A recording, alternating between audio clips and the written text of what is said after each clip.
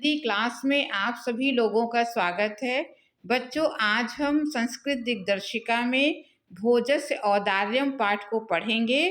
ये पाठ जो है परीक्षा में पूछा जाता है, इसमें गद्य में भी आता है और पद्य खंड से इसके श्लोक आते हैं। तो आज हम लोग इसके अनुवाद को पढ़ेंगे। तो बच्चों, वीडियो आखिरी तक देखिएगा ताकि आपको अनुवाद अच्छे से समझ में आ जाए। और अगर सब्सक्राइब नहीं किया है चैनल को तो कर लीजिएगा, ताकि जो भी वीडियो आपके लिए बने वो आप तक फ़ौरन पहुंच जाए।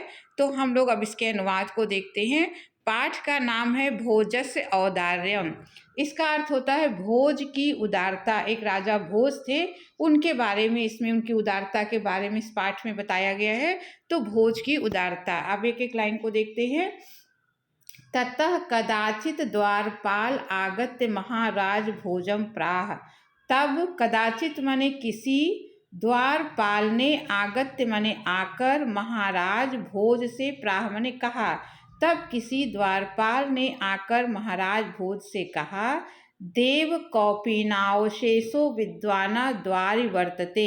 हे देव, कौपीन माने होता लंगोटी, लंगोटी मात्र पहने कोई विद्वान द्वार पर वर्तते माने विद्यमान है। हे देव, केवल लंगोटी पहने हुए कोई विद्वान द्वार पर आया है। राजा प्रवेश इति प्राह। राजा ने कहा, प्रवेश कराओ।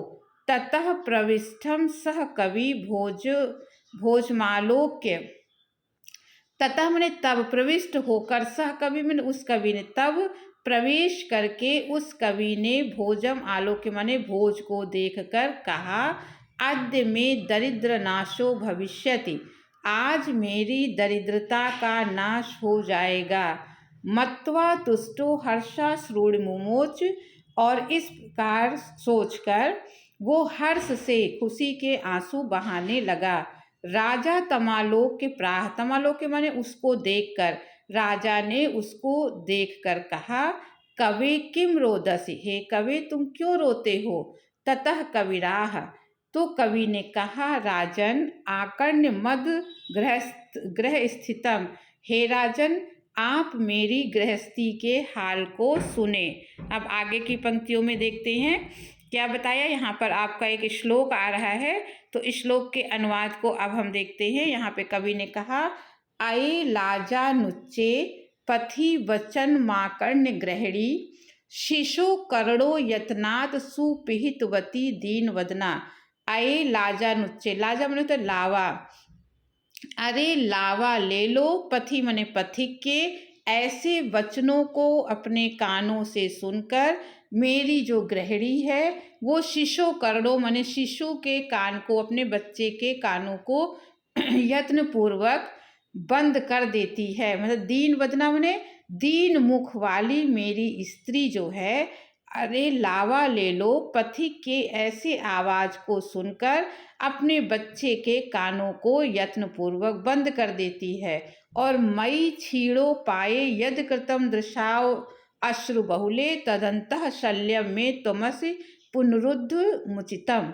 और छीड़ो पाए मैंने मुझ, छीड़ उपाय, मुझ दरिद्र की तरफ, दृशाव अश्रु बहुले मैंने आंखों में आंसू भरकर, मेरी तरफ वो जिस प्रकार से उसने देखा, तदत शल्यम, शर्म ने काटे, उसका काटा अभी भी मेरे हृदय में चुभा हुआ है। तमस माने हे राजन, जिसे आप ही, पुनरुद्ध मुचितम माने आप ही उसको निकाल सकते हैं। राजा शिव शिव इति उदीर्यन प्रत्यक्षरम लक्ष्यम दत्वा प्राह। राजा ने शिव शिव कहते हुए उदार मन से उसको प्रत्येक अक्षर पर लाख मुद्राएं देकर कहा, त्वरित गच्छ गेहम, जल्दी से घर जाओ। त्वद गृहिणी खिन्ना वर्तते, तुम्हारी स्त्री दुखी होगी। अन्यथा भोजा श्री महेश्वरम नमितुम शिवालयम अगच्छत। अन्यथा माने दूसरे दिन, श्री महेश्वर माने शिव को, नमित माने नमन करने के लिए राजा जो है शिवालय में गए। तदा कोयपि ब्राह्मणा राजानम शिव सन्निधो प्राह देव। तब कोई ब्राह्मण राजा के साथ वहाँ पर शिव के पास बोला। आगे की फिर आपका श्लोक आ जाता है। आगे श्लोक देखते हैं। अर्धम दानो वैरिणः। इस श्लोक में देखिए कहा गया है कि उस जो वहाँ ब्राह्मण था मंदिर में, उसने राजा से कहा अर्धम दानो वैरिणः गिरजाप अर्धम शिवास हृतम, माने शिव का आधा भाग दानवों के वैरी अर्थात विष्णु ने ले लिया और आधा भाग गिरजा ने पार्वती ने ले लिया। इस प्रकार से देवोत्थम जगती तले पुरहरा अभावे समुन्मीलित, इस तरह से शिव का जगती मने इस संसार में पुरहरा मने पूरी तरह से अभाव हो गया है, समुलित में मिल गई हैं, जिसके कारण गंगा सागरंबर शशिकला नागाधिपा श्यामतला, जिसके कारण गंगा सागर में चली गई है, चंद्रमा अंबर में चला गया है, गंगा सागर में मिल गई, चंद्रमा आकाश में चला गया और जो नाग है नागराज हैं वो रसातल में चले गए। सर्वज्ञतम अधीश्वरत्वम गतम त्वाम मातु भिक्षाटतम, सर्वज्ञता और अधीश्वरता तुम में आ गई है, आप में आ गई है, और भिक्षा मांगना मेरे अंदर आ गया है, मेरे हिस्से में आ गया है, ऐसा ब्राह्मण ने कहा। तो राजा तुष्टा तस्मै प्रत्यक्षरम लक्षम ददो, राजा संतुष्ट होकर उसको भी प्रत्येक अक्षर पर उसने लाख मुद्राएं दी। अन्यथा राजा समुस्पिता सीता प्राहम, दूसरे दिन राजा अपने पास उपस्थित सीता से कहा देवी प्रभात वर्णय इति, हे देवी प्रभात वर्णन करो। सीता प्रा, सीता ने इस प्रकार से कहा कि विरल विरला स्थूलस्तारा कलाव्यूह सज्जना, मने कलाव्यूह मने कलयुग में सज्जन, कलयुग में सज्जनों की भांति इस समय जो तारे हैं वो दूर दूर चमक रहे हैं। मन युव मुने सर्वत्रयो प्रसन्न भूनभा, मन युव मुने मने मुनियों के मन के समान जो आकाश है वो सर्वत्र माने हर जगह निर्मल हो गया है, पवित्र हो गया है। अप सरति चा ध्वांतम चित्ता सताम्यु दुर्जना, और दुर्जन के मतलब सताम्यु माने सज्जन, सज्जनों के हृदय से जिस प्रकार दुर्जन दूर हो जाते हैं, दुष्ट दूर हो जाते हैं, उसी प्रकार इस समय अंधकार भी समाप्त हो गया है। व्रजति चा निशा क्षिप्रम लक्ष्मीर उद्यामिनाम्यु, और जिस प्रकार से लक्ष्मी जो अनुद्योगी लोग होते हैं, कर्महीन लोग होते हैं, उनकी लक्ष्मी की तरह रात भी तेजी से भाग रही है। अब आगे की पंक्तियों में देखते हैं। राजा तस्य लक्ष्यम दत्वा कालिदास प्राह, राजा ने उसे भी लाख मुद्रा देकर कालिदास से कहा सखे तुम्हें प्रभात वर्णय इति, ततः कालिदास प्राह, हे सखे तुम भी प्रभात वर्णन करो।